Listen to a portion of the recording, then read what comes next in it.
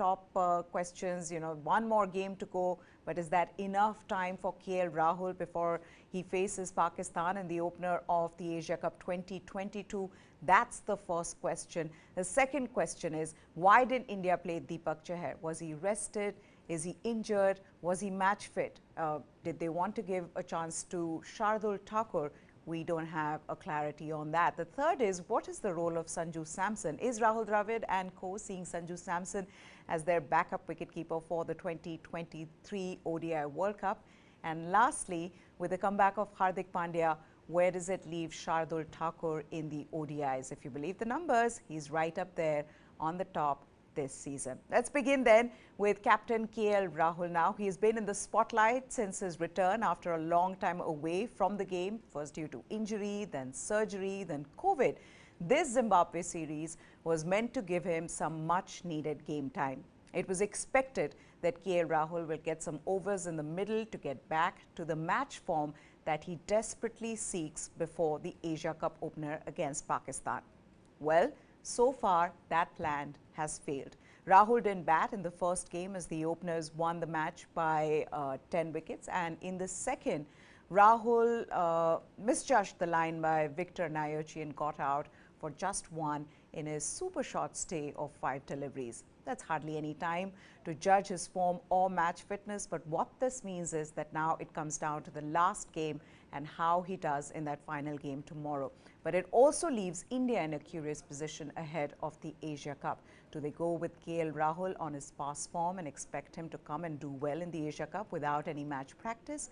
How big a risk will that be for India, given that Virat Kohli's form at number 3 is already a concern? Think about that. Well, we move on to the next question, which is about why KL Rahul was given the captaincy role when he's already focusing on his batting, with time running out for him for the Asia Cup and possibly the T20 World Cup. Would it not be better if India left the captaincy to Shikhar Dhawan, who was initially the captain before KL Rahul was slotted in? Dhawan, as the captain, had won you the ODI series against West Indies and is only focusing on the ODIs. Why burden Rahul with captaincy when numbers will tell you that he seems to enjoy his batting more when he's not captaining? And those numbers are on your screen. Take a look at that. He averages 19.25 when captaining and 48.68 when not captaining in the ODIs. On top of that, KL Rahul also chose to bowl in both the ODIs, which was surprising given that Indian batters needed match practice. More importantly, he needed game time. Why was India bent on bowling in both the matches? Shouldn't they have batted first, get the batters to try and put up a big total against a weaker opposition? That's another question. Then let's move on to the next big question, that is of Deepak Chahar. Why did Chahar not play the second ODI? KL Rahul at the toss just said Deepak Chahar misses out. That's all that was said by KL Rahul and nothing more than that. Now, Deepak Chahar playing the Zimbabwe ODIs was as important as KL Rahul playing this series. Both are preparing to play the Asia Cup.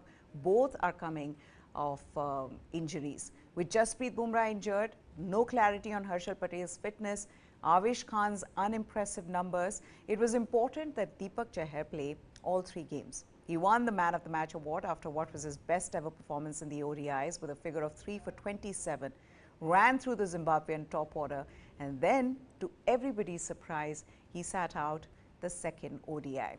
Is he injured? Was he being rested to manage his workload? He did bowl 7 overs on the trot in the first game. Did they want to give a chance to Shardul Thakur? There is absolutely no clarity on that, but what we do know is that he did not play the second ODI. We don't know whether he is going to play the third ODI as well. But India needs Deepak Chahar to get back to full fitness, because when he bowls like how he did in the first ODI, he's a lethal force to reckon with for the opposition.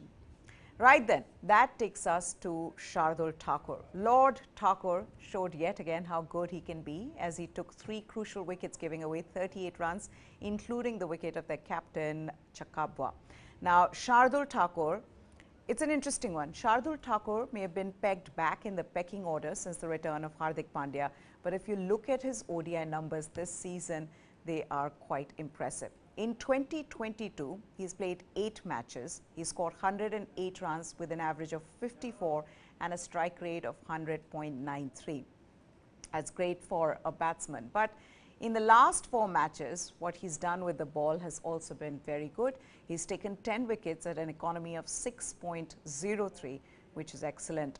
Now, India will need to, and India will be keen to have him do well, keeping in mind the 2023 ODI World Cup. Hardik Pandya, we know, and Ravindra Jadeja are India's top all-rounders.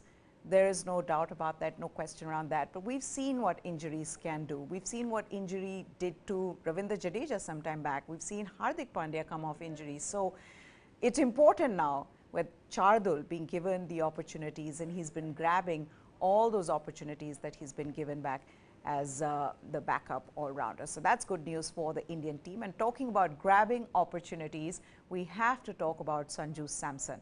The world has mostly been divided over Sanju Samson. Some believe he's been given opportunity, but he's not been consistent. Well, it may hold true in T20Is, but Sanju Samson has grabbed most of the opportunities in the ODIs that he has played so far. Without doing that, he would not be averaging 53.66 in his short ODI career. Sanju scored 43 in the last game, and he came when India were 97 for 4. Things could have got tricky in the run chase, but Sanju kept his cool, took calculated risks, and guided the team home with a 6. His partnership with Deepak Hooda was the reason for a smooth run chase. India won the match by 5 wickets. And with that now, there is also this question: is Sanju Samson the wicketkeeper, the backup wicketkeeper that India is considering for the World Cup, ODI World Cup next year? He's been given the opportunities. He's been doing well in those opportunities that have been given to him. But with every match from here, as he does well, you can see him wanting to grab that space, that place in the ODI World Cup next year. With that, we come to the end of this video. What did you think of the points that I tried to make in the video? Do let us know. Also, News9 Sports is what you need to subscribe to for all the latest from the world of sports. That's it from us. Enjoy your Sunday. Goodbye.